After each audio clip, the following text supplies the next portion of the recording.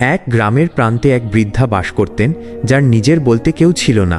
তিনি প্রতিদিন ভিক্ষা করে যা পেতেন তা দিয়ে কোনোমতে দিন চলত। একদিন অনেক ঘোরার পর তিনি মাত্র এক মুঠি চাল জোগাড় করতে পারলেন। খুব আনন্দ নিয়ে যখন তিনি বাড়ির পথে ফিরছেন, তখনই দেখলেন পথের ধারে এক ছোট শিশু ক্ষুধার জ্বালায় কাঁদছে। বৃদ্ধার নিজেরও খুব খিদে পেয়েছিল, কিন্তু শিশুটির কান্না দেখে তার মন গলে গেল। তিনি দ্বিধা না করে তার কাছে থাকা সেই একমাত্র মুঠি চাল শিশুটির মায়ের হাতে তুলে দিলেন এবং বললেন, মা, এটা দিয়ে ওকে কিছু খাইয়ে দাও। শিশুটির মা কৃতজ্ঞতায় কেঁদে ফেললেন।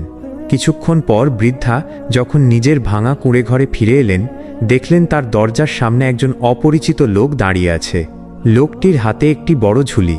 সে বলল, মা, এই গ্রামে আমি সবার কাছে সাহায্য চেয়েছিলাম, কেউ দেয়নি। একমাত্র আপনি ওই ছোট শিশুটিকে নিজের শেষ সম্বলটুকু দিয়েছেন। আমি আসলে এই রাজ্যের রাজার এক কর্মচারী। রাজা নির্দেশ দিয়েছেন যে এই গ্রামে যে সবথেকে দয়ালু তাকে যেন এই মোহর ভর্তি ঝুলিটি দেওয়া হয়। বৃদ্ধা অবাক হয়ে দেখলেন এক মুঠি চাল দান করে তিনি আজ সারা জীবনের সংস্থান ফিরে পেয়েছেন। শিক্ষণীয়, নিঃস্বার্থভাবে কাউকে সাহায্য করলে তা কোনো না কোনোভাবে নিজের কাছে 10 গুণ হয়ে ফিরে আসে। বন্ধুরা, এক মুঠি চালের বিনিময়ে বৃদ্ধাটি একটি ছোট বাচ্চার প্রাণ বাঁচালো, কিন্তু বড়ই দুঃখের বিষয়, তাকে কেউ লাইক এবং সাবস্ক্রাইব করেনি।